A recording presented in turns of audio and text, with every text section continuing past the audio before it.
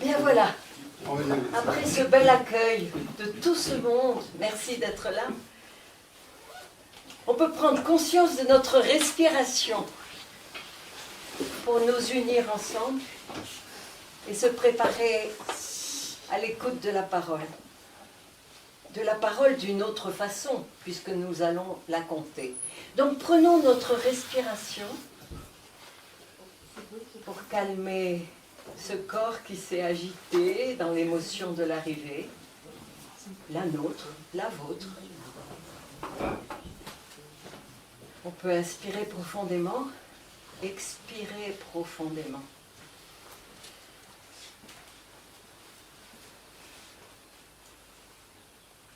Et par cette conscience, nous nous sentons tous unis par le même souffle.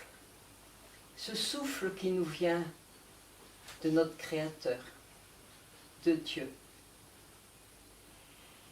Et nous sommes tous unis, ensemble. Et je laisse la parole à la musique.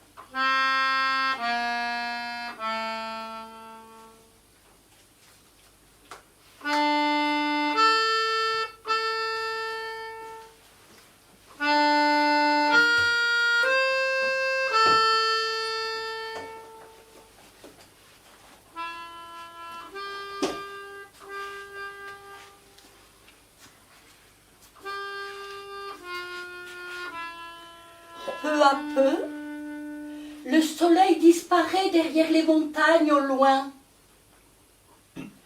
Les jeux d'ombre et de lumière aussi.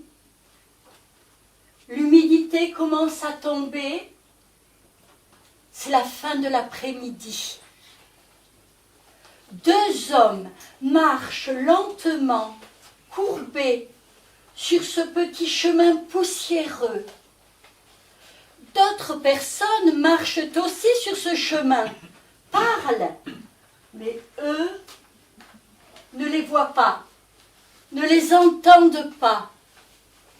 Ils rentrent chez eux, ils ont préféré partir, quitter leurs amis. De toute façon, à quoi bon? Ils tournent le dos à Jérusalem.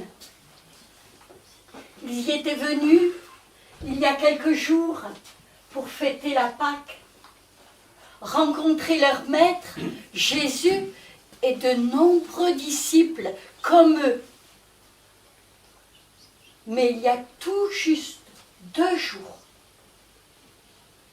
leur maître est mort. Il a été crucifié.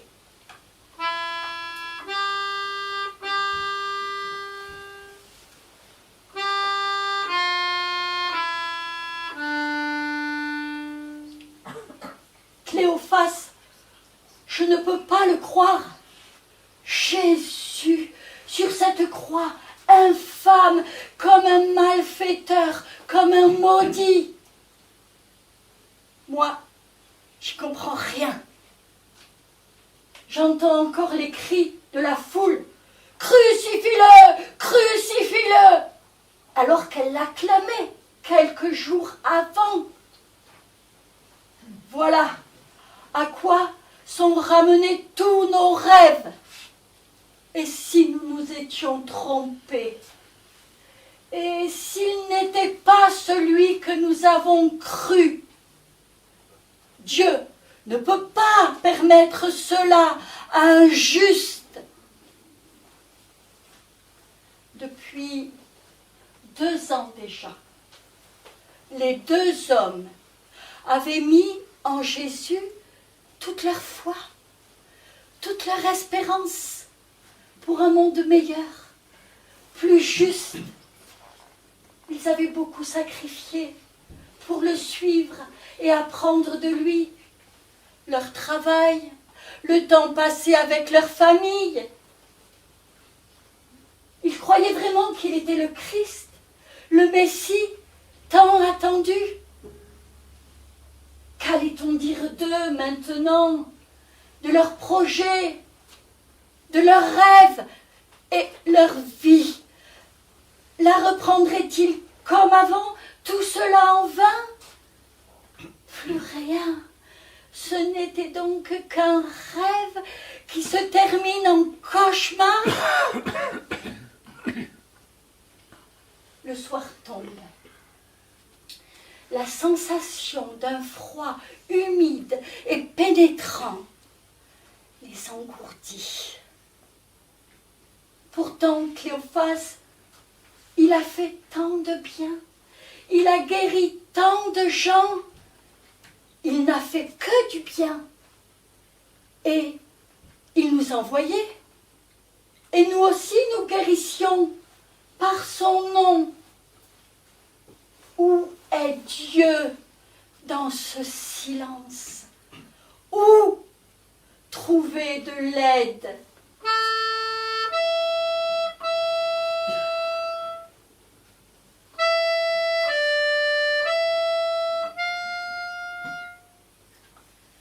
La tête pleine de pensées et bourdonnante, les deux hommes cheminent. Les quelques mots qu'ils échangent soulagent un peu leur douleur insupportable. Et comme ils marchent sur ce petit chemin et que leur allure lente les fait se trouver seuls, soudain, un voyageur inconnu arrive à leur niveau. Les deux hommes sont étonnés, ils ne l'ont pas entendu arriver. Et au lieu de les dépasser, l'homme règle son pas sur le leur et entame la conversation. « Vous avez l'air bien triste. Que se passe-t-il, mes amis ?»« Tu n'es pas au courant. Tu es étranger. Tu dois bien être le seul dans tout Jérusalem à ne pas savoir ce qu'il vient de se passer. » Les deux hommes retracent tous les événements atroces qui se sont produits. Et l'écoute attentive de cet inconnu amical leur fait du bien. Ce prophète enseignait si bien ce qui touche Dieu. Il guérissait les foules. Mais le chef des prêtres et les anciens avaient trop peur de lui. Il était trop différent. Ils l'ont fait arrêter, condamner et crucifier. Tout cela est si terrible, si injuste.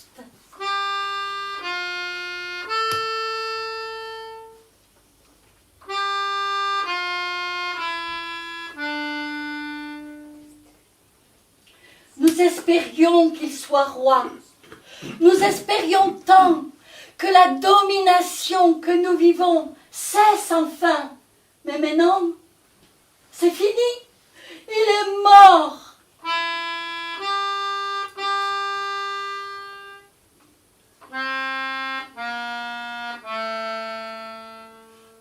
Il y a bien les femmes qui nous ont beaucoup étonnés. Aujourd'hui, c'est le 3e jour. De bonne heure, elles se sont rendues au tombeau.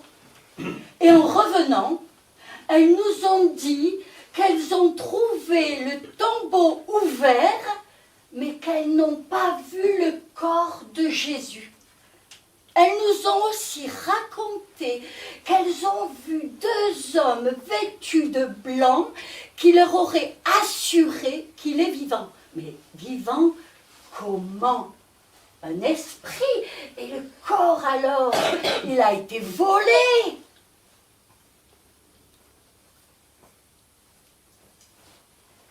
Pierre et Jean se sont aussi rendus au tombeau. Et ils ont trouvé les choses telles que les femmes les ont décrites. Mais lui, Ils ne l'ont pas vu. Nous le savons bien, tout cela n'est pas possible. C'est pour cela que nous avons préféré partir, quitter nos amis. Des rêveries de femmes. L'inconnu écoute et sourit gentiment. Vous n'avez pas cru aux Écritures, à ce qu'elles vous enseignent? Pourquoi êtes-vous si lent à comprendre? Pensez à ce qu'ont dit les prophètes à propos du Messie. Ésaïe l'a comparé à un agneau innocent mené à l'abattoir, non pour un crime qu'il aurait commis, mais pour les péchés de tous les hommes, pour leur apporter la paix et le pardon de Dieu.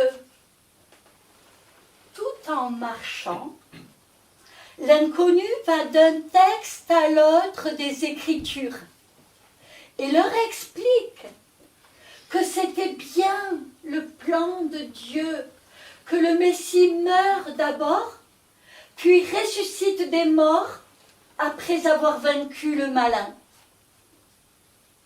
Les deux hommes se regardent et écoutent, tout en marchant, perplexes.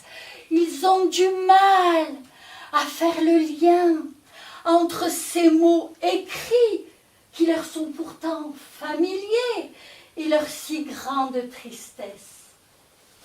Mais ils ressentent un soulagement. Les mots de l'inconnu sont comme un baume sur leur cœur endolori. Une lueur d'espérance naît en leur esprit.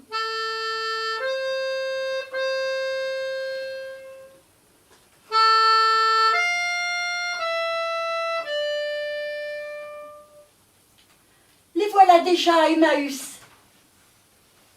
Nos demeures sont encore loin. Restons ici, manger un morceau et passer la nuit. Nous repartirons demain. Et toi, le voyageur, ne repars pas ainsi. La nuit est bien proche. Reste avec nous. Mais le voyageur semble vouloir repartir. Tu es fatigué. Reste avec nous, s'il te plaît.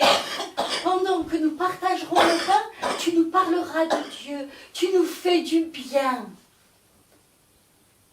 Le voyageur accepte.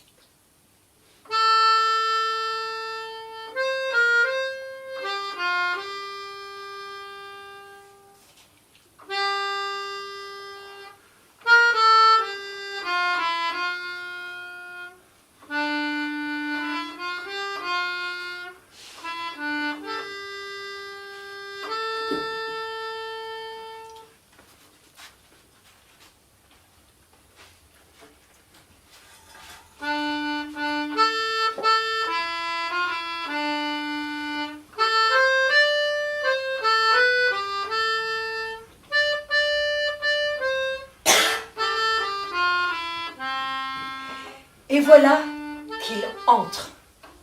Il entre pour rester avec eux. Cléophas l'invite à s'asseoir à la table. « Bonsoir, messieurs. Qui dort dîne, dit l'aubergiste. Les trois hommes se laissent tomber sur le siège, visiblement fatigués. « Bonsoir, aubergiste. Vous avez besoin de vous restaurer. Voici du pain et de l'eau, lance l'aubergiste en déposant sur la table une cruche rouge perlée de gouttes d'eau et une belle miche de pain. Je vous apporte du vin. Les trois hommes déposent leur fatigue, à peine s'ils entendent le brouhaha des autres voyageurs. L'auberge est pleine. C'est l'heure du souper. Avec les bonnes odeurs échappées de la marmite sur le feu. Un moment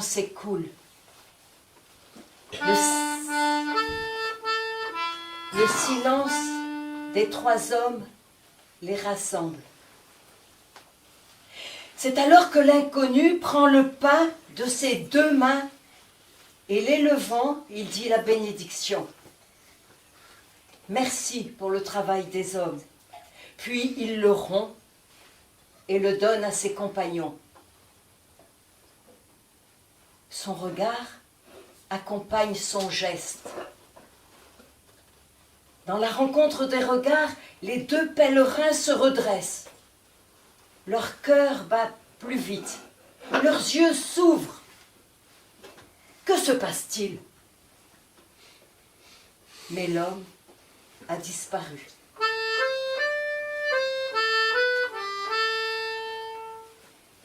Les deux amis sont sidérés, en arrêt sur l'image. Autour, le brouhaha ne s'est pas tu. Mais l'aubergiste est maintenant assis en face d'eux. Et son regard interroge. Que se passe-t-il? Ose-t-il dire.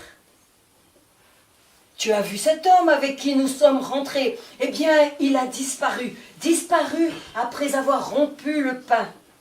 Souffle doucement Cléophas. Mais qui donc est cet homme? Demande l'aubergiste.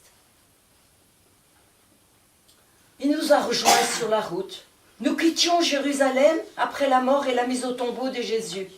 Il a écouté notre désespérance. Nous lui avons raconté tout ce qui semblait ne pas savoir, raison de notre tristesse. Et tout en marchant, après nous avoir écoutés, il nous a expliqué les Écritures. Oui, en l'écoutant, nos cœurs n'étaient-ils pas brûlants, dit Cléophas? Il nous a fait relever la tête, voir plus loin, au-delà de notre douleur. Oui, et avec lui, nous avons avancé, rajoute Cléophas. Je vois, dit l'aubergiste. Cet homme est venu au-devant de vous sur votre chemin d'homme découragé, trompé, sans horizon, fuyant la ville des déceptions. Il vous a rejoint. Il a marché avec vous à travers votre nuit. C'est cela, et cette rencontre a apaisé nos cœurs, mais nos yeux étaient encore aveugles. Et alors, dit l'aubergiste, alors que nous l'avons retenu pour rester avec nous, il s'est fait reconnaître. Et comment, dit l'aubergiste? Eh bien, par les mêmes gestes pleins d'amour. Il a saisi le pain à pleine main et il l'a rompu.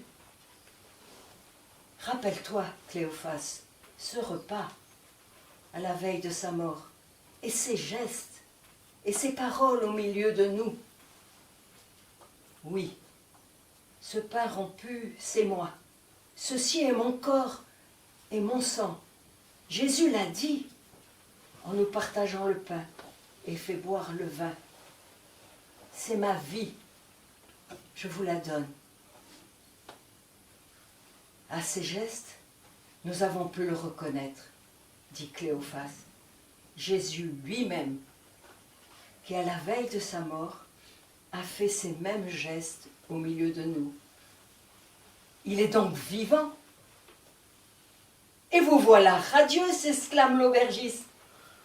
Serait-il en vous après avoir disparu à vos yeux?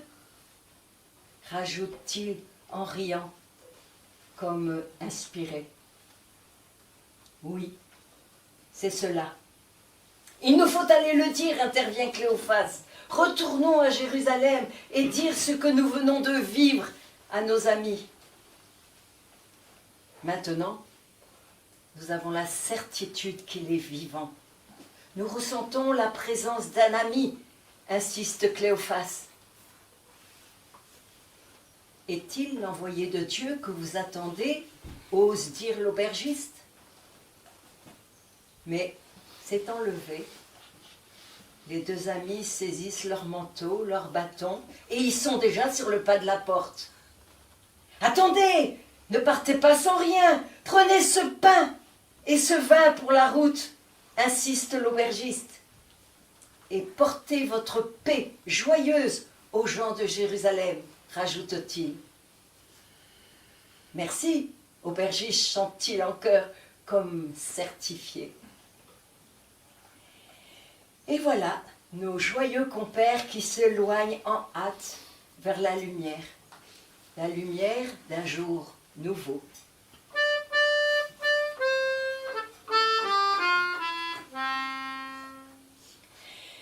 Le chemin est dans la nuit noire, mais leur marche est rapide, légère, et le cœur tout enchanté d'amour les mène vers la lumière qui pointe à l'horizon.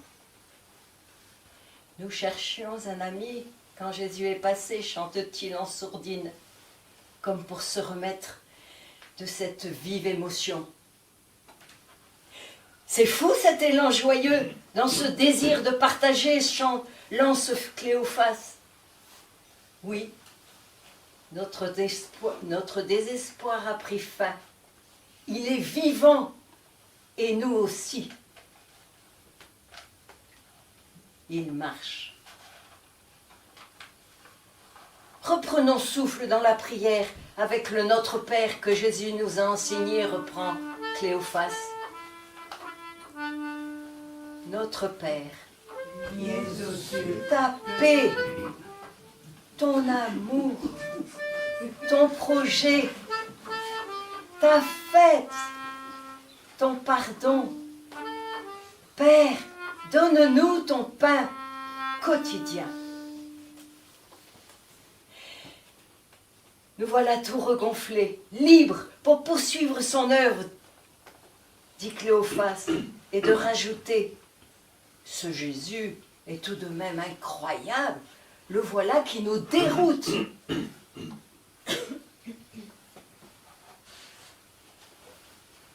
À Jérusalem, les 11 et tous les autres sont enfermés dans leur refuge. Pourtant, ils peuvent entendre chanter et rire nos deux compagnons de retour. Écoutez, Pierre, Jean, Étienne, Philippe, Matthieu, et vous les femmes, Marie de Magdala, Jeanne et Marie, dit Cléophas sur le pas de la porte. Écoutez, nous l'avons vu. Il s'est fait connaître, dit Cléophas sur le pas de la porte. Il est vivant. Oui, nous aussi, nous l'avons vu. Ne craignez pas, peut enfin dire l'un des 12. Il nous est apparu, il nous a visités, ici même, alors que nos portes étaient verrouillées sur nos peurs. Il s'est fait connaître par ses paroles. La paix soit avec vous. Ne craignez pas. Marie est bouleversée en les entendant. Elle se rappelle son élan après l'Annonciation, son chemin de marche vers Élisabeth. Toutes ces questions qui ont explosé dans la joie. Oui, dans la rencontre, l'Esprit a jailli. Jésus est présent, bien vivant. Magnifique est le Seigneur, murmure-t-elle. Aujourd'hui, c'est eux qui explosent de joie. Le Seigneur fait pour nous des merveilles. Tout en chantant, Cléophas ouvre sa besace et sort le pain et le vin, l'outre de vin que l'aubergiste leur a donné. Reprenons des forces en partageant ce pain et ce vin offert par l'aubergiste, dit-il simplement. Marie se laisse envahir par toutes ces émotions comme une respiration apaisante. Tout autour de la table, de bénir le pain et le vin, le travail des hommes, leur joie et communion. La lumière s'est faite. Nos chemins de vie sont chemins de foi. Il est ressuscité, souffle Marie.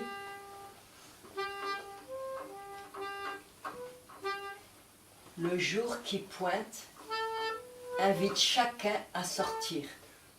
À sortir pour aller vers les 4 horizons.